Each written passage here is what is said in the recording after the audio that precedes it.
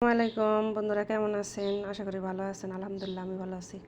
রাতের খাবার খাইতেছি ওমানি খাবার, গমের ভাত, মুরগি দিয়ে দুধ দিয়ে রান্না করছি।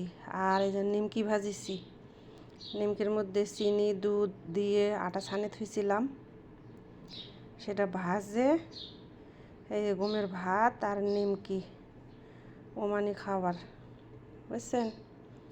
রাতের খাবার এটা, রাতের। বিসমিল্লাহ।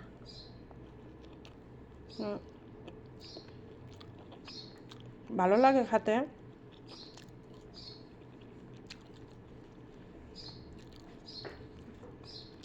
আগে বুঝতাম না, এখন বুঝি। খায় খায় অভ্যাস হয়ে গেছে।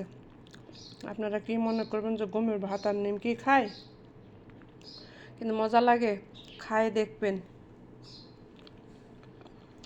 বুঝছেন?